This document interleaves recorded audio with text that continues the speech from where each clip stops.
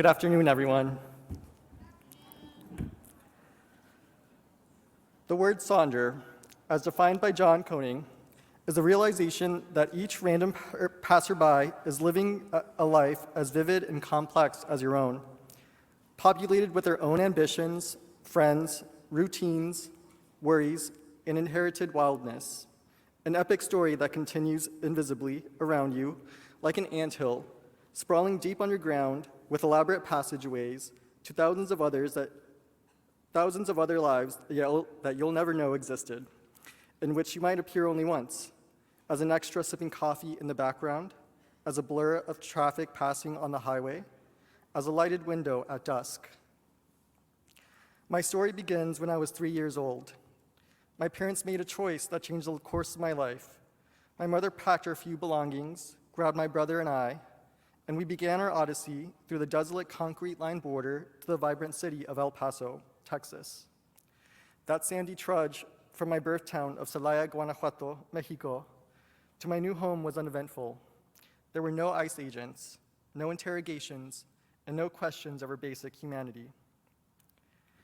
That very moment, when I stepped onto US soil, I was branded with infamy and labeled undocumented in American society. My undocumented status has presented roadblocks, challenges, and a deep anxiety.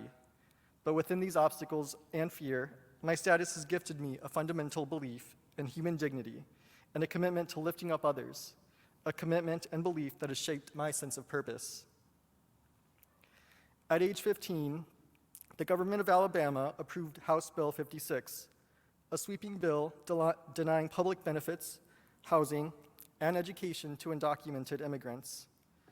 My family and I were homeless but sheltered at the time and living in a nearby Hispanic community across state lines in the state of Florida. When HB 56 passed, thousands of undocumented immigrant children fled in exodus to this community. Their parents sent them away from the public grade schools that began asking them about their immigration status. To this day, I am barred from attending many public colleges in Alabama and other states, like my so-called home state of Georgia. For many, HB 56 may seem like a meek policy, but it shaped the path of public policy and advocacy that I want to pursue. The political perspective of our immigration system is just that, one perspective. Immigration, however political it may be, is more than that. It is about how we treat others and how we show compassion. It is about the rights of migration, keeping families together, and creating a welcoming society. It is about uprooting and weeding out the oppressive structures so immigrants have an environment where they can bloom. Oftentimes, I've noticed a paradox of moving to a new country for a better life. Moving to a new country only to live day to day with the fear of deportation or hiding in the shadows is no way to live. Contributing to a new country only to live without proper wages or labor protections is no way to live. This is the paradox that gnaws through the daily decisions I make. It is the reason we feel we are in limbo, uncertain of our future, and constantly having our dreams deferred. But adelante, we move on. As time went on, I realized that there was so much more to be done in our community. I wanted to be involved in social movement building, activism, and being in service with others, something that I believe has a great impact in communities that need it the most.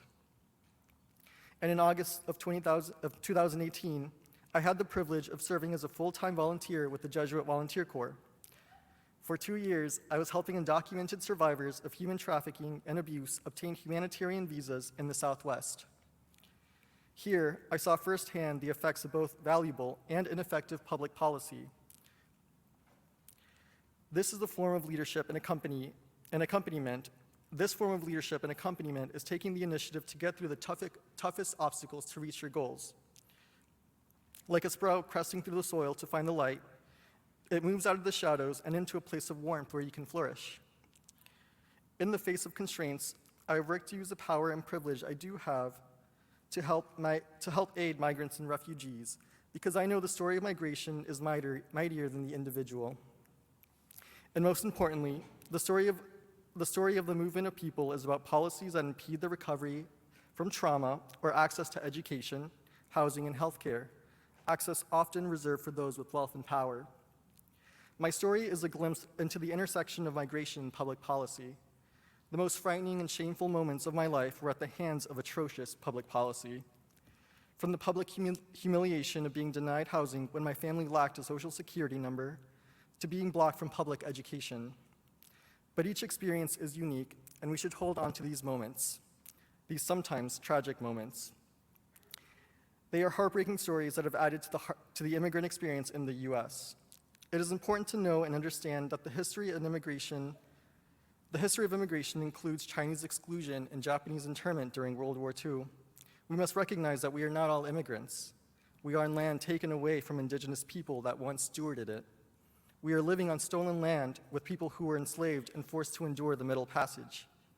Their stories must be recognized in the immigration conversation as well.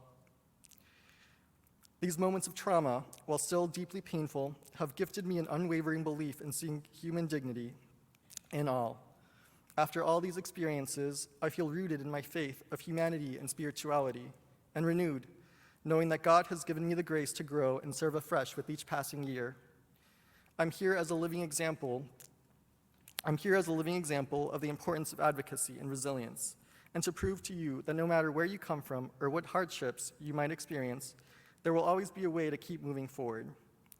I will continue to use my voice to shape public policy and protect those targeted because of certain identities, like the color of their skin, religion, nationality, or sexual orientation. We are all different seeds with different capabilities and different characteristics and different beginnings.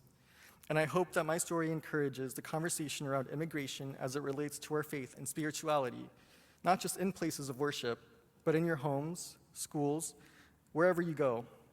You have welcomed me here today, and I am incredibly gracious for this opportunity. Thank you.